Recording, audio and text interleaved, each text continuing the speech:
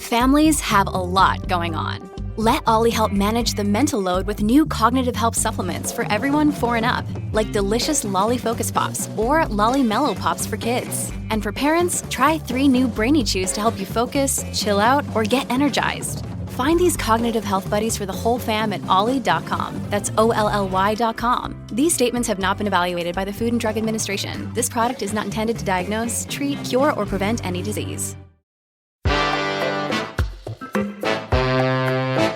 Today on CityCast Madison.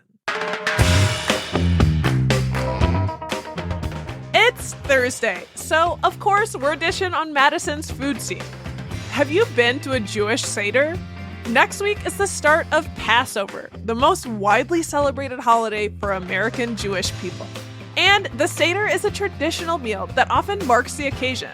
Madison's got a number of community Seders across the city, and so we wanted a primer on the tradition. Rabbi Lori Zimmerman of the congregation Sharia Shemayim joined us to give us the basics. It's Thursday, April 18th. I'm Bianca Martin, and here's what Madison's talking about.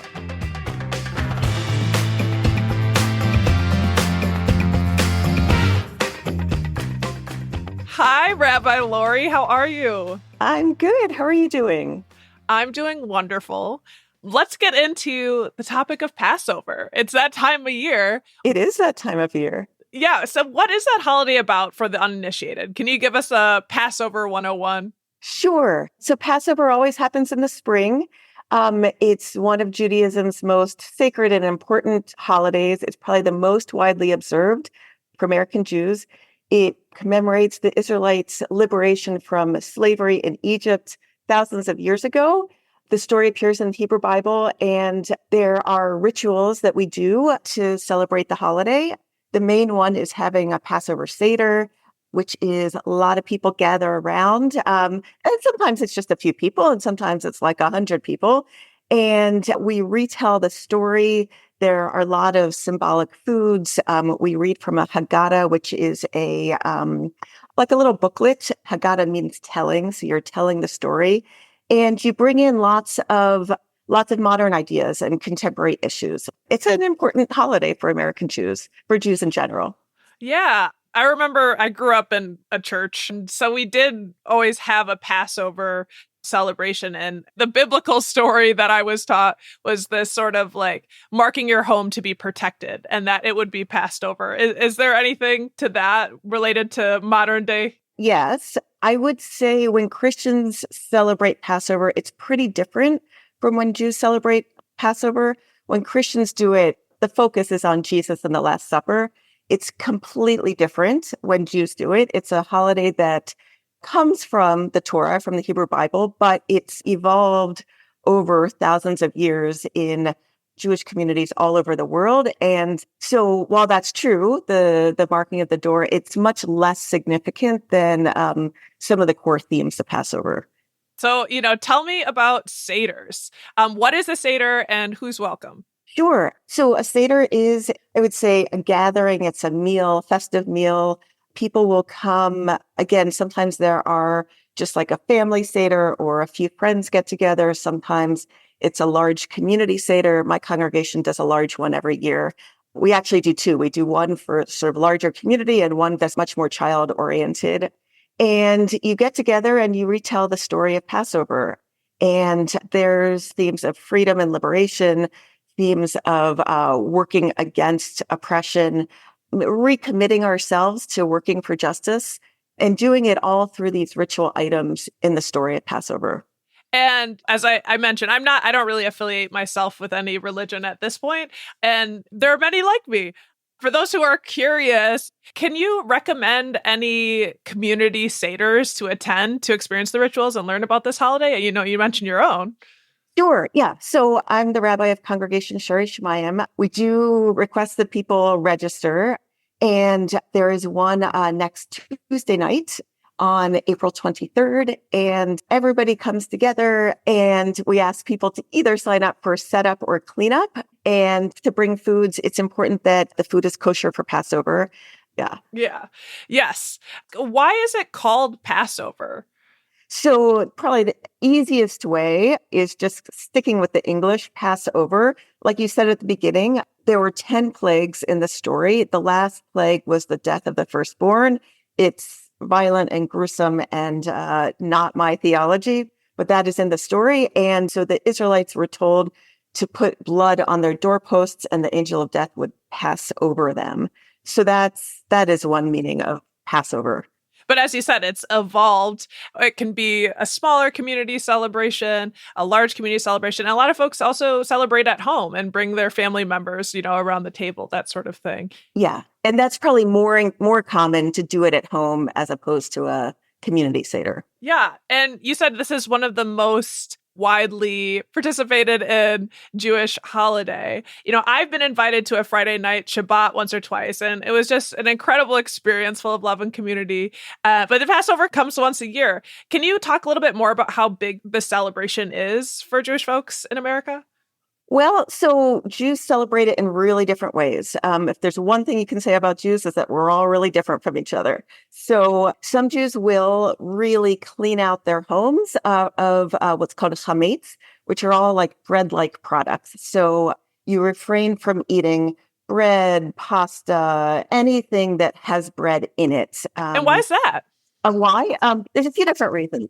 One, it is the custom, and people will take that in many, many different ways. But also the idea is that it goes back to in the story when the Israelites were escaping Egypt, they didn't have enough time for their bread to rise. And so it ended up being like a flat matzah, which is like a kind of like a cracker. And so in remembrance of that, we don't eat any food that rises. No cake, no cookies, any kind of bread, anything that has yeast in it. Now matzah also it's just prepared differently, so it doesn't rise. Yeah. You could also take what's called matzah meal and make a cake, but it is different. It kind of tastes like sandpaper, and but so some Jews will really get rid of all of the chametz, all the bread-like products from their homes. Others are not as strict, and so they will just refrain from eating it. And some will just refrain from eating it on the first night. But Passover lasts 7 or 8 days, depending on how you count. So that's a piece of the celebration. I would say the most widely observed part of Passover is the Seder. And the retelling, not just retelling of Egypt, leaving Egypt, of the biblical story, but also how do you apply this ancient story to the world in which we live? And this year is what I think Jews all around are going to be struggling with.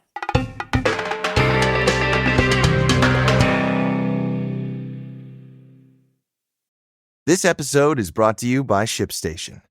If you run an e-commerce business, you know how much work it takes to produce something great while dealing with complicated shipping issues.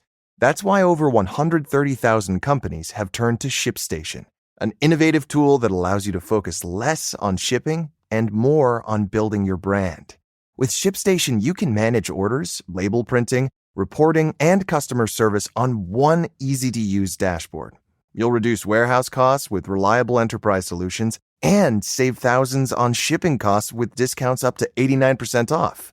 Plus, you can effortlessly import orders from everywhere you sell online.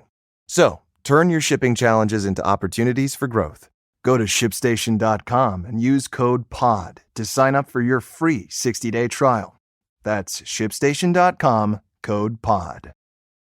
I also need to talk to you about food. You're talking about some of the variations that folks might go about, in terms of breads. How much might the foods vary depending on who's hosting the Seder? Yes, they will, for different reasons. So different Jewish communities around the world observe Passover with food in very different ways. So we may say in this country among Ashkenazi Jews who come mostly from Europe, that haroset is like apples and nuts and wine and all blended together. But if you were a Jew from another part of the world, from Iran or Iraq or from Spain or Morocco, the foods that you eat, your haroset will be very different. You're eating foods that are common in the place that you live. So my mother's Passover food is going to be very different from, my friend Galit, who her family is Iranian, and they eat very different food on Passover. So it really depends. Some Jews will also refrain from eating what's called kitniot, which are corn and beans and rice. So they won't eat that as well. So it's always good to check what other people are eating and what you can bring or not bring. I love that. Yeah, I was thinking, are there any like straightforward faux pas if I were to be invited? Yes. What are the faux pas? Do not bring pasta salad. That actually happened at our community Seder last year, and it wasn't so good. So don't bring pasta salad. Just ask. Probably your hosts will say, "Oh, why don't you just bring a bottle of wine or grape juice?" But just ask. You're always safe with flowers. Yeah. Yeah. And so, when I looked up some of the foods, I saw a Seder plate, and you described some of the things that might show up there. Could you talk about the food you'll be having at your Seder this year? Sure. So there are some common foods, I would say. Doesn't mean I like them, but I do eat them every year. So on the Seder plate, there's matzah, which I talked about, and there's parsley. In Hebrew, it's karpas, and you dip it in salt water. Parsley symbolizes springtime. Salt water is the tears of the Israelites because of slavery. There's a roasted egg, beitzah in Hebrew, and that represents the circle of life. There are 4 cups of wine that you drink. Sometimes people will do grape juice instead. That's, what else? Haroset I talked about, and that symbolizes the bricks and the mortar that the Israelites used to make the big structures when they were slaves. There's maror, which is horseradish, bitter herbs to remember the bitterness of slavery, and a shank bone, zeroa, which symbolizes the lamb whose blood was painted on the doorway of the enslaved Israelites to avoid the 10th plague. So that's some of it. But then there's all these other foods that at least Ashkenazi Jews in my family would eat. So gefilte fish, which again is not my favorite, but so that's very common. I've heard about gefilte fish. What? Yeah. I saw you made a face. What is it like? It's like, I don't even know how to make it. I would never make it myself. You can buy it in a jar. It's but it's like pounded fish, and then they make it into kind of an oblong ball. Okay. And you put a little horseradish on top. There's thymis, which is like prunes and apricots cooked for a very long time. It's very sweet. There's Passover kugel made out of potatoes or matzah. There's a lot of eggs eaten on Passover. So like if you could imagine a noodle mixture without the pasta. So it could be matzah or potatoes, a lot of eggs. Sometimes it's sweet, sometimes it's savory. So what the Midwesterners will call a casserole? Kinda, yeah. They say that everything's a casserole. Yes, with no bacon and no noodles, yeah. Yeah.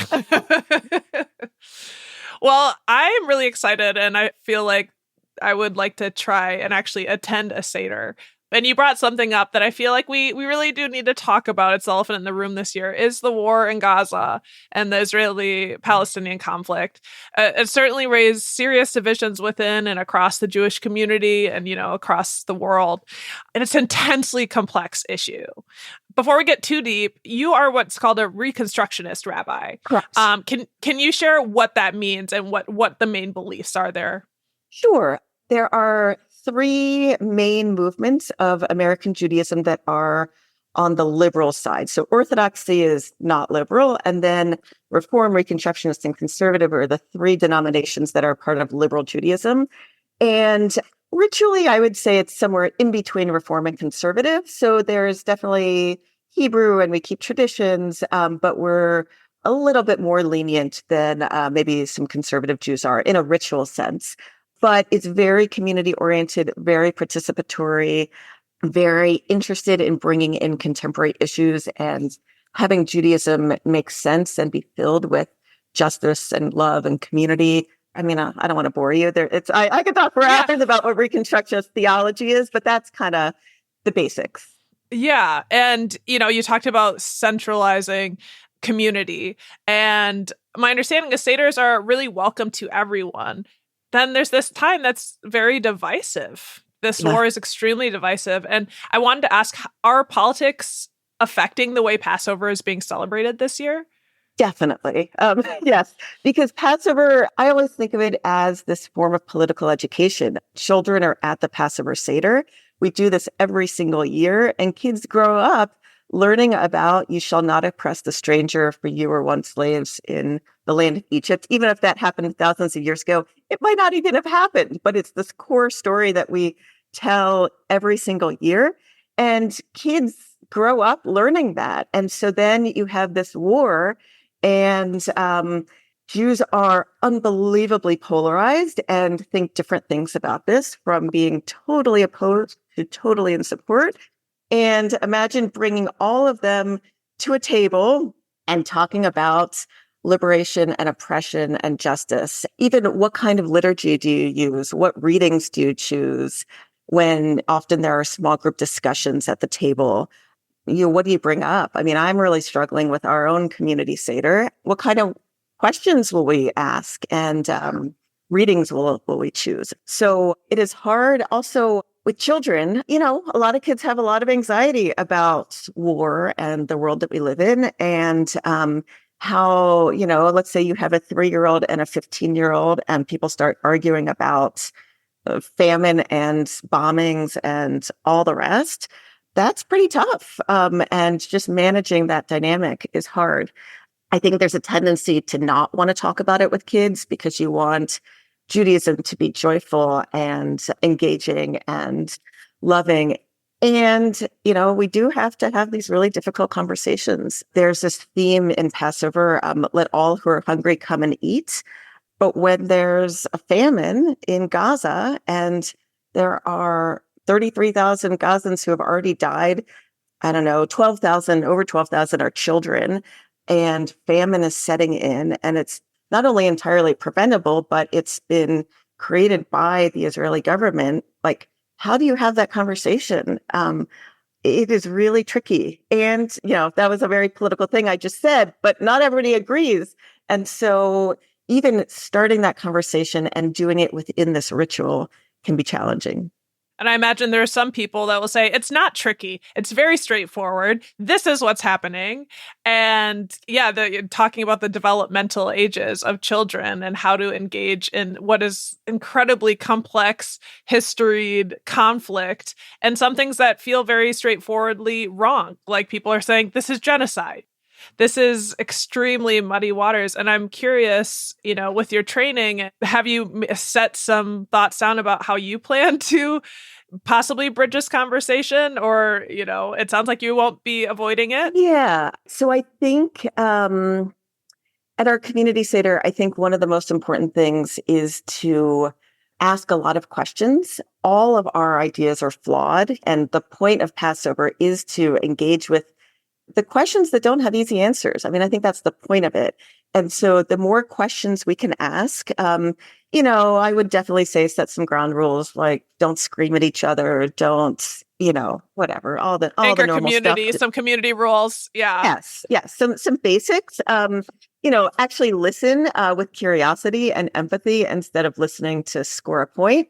That kind of thing I think is really important, especially both on the left and the right. The discourse is really harsh, and there are I have just heard some crazy things that have been said over these last 6 months. And so to really try to hear each other, and I think we can create frameworks for having good connected conversation. We don't have to agree with each other. I think political disagreement is important. I think in the age of social media, it is so easy not to actually engage, just to put out your position, but to engage in really hard discussions, I think is really important. I will say my father-in-law and I really disagree with each other, and it has been very painful. He is the son of Holocaust survivors, and he looks at what's happening in Gaza from a very different perspective. My hope is that Passover can be an opportunity, not for like a 2-hour fight, but for an opportunity to really engage in hard questions, because I don't think each of us is able to see every single piece. And we prioritize different things. There are still 130 Israeli hostages stuck in Gaza, and that is heartbreaking. And many Jews will be focused on the hostages. Many Jews will also be focused on the famine and the destruction of Gaza. And there's all sorts of different politics, but what pieces you bring to the table are important. And there are different Haggadot, the different little booklets that you use. Many people create them, and they are all over the map. There are some that are forefronting Gaza. There are some that are forefronting, that are covered in Israeli flags with the hostages. So, and then there will be many, many, many Seders where people are like, we're not going there and we're not talking about it. So that too. Well, it sounds like you'll be using this as an opportunity and making space, holding space for everyone's truth and experiences and a space to engage, which sounds really powerful. Yeah. Well, Rabbi Zimmerman, this has been absolutely wonderful, and I've learned so much. Thank you so much for giving us the time and telling us about Seders and the Passover this year. You're welcome. Thanks for inviting me here. That's Rabbi Lori Zimmerman of the congregation Shari Shemayim. If you're interested in attending their Seder, please email them in advance to check whether there's space. Check out our show notes for more details.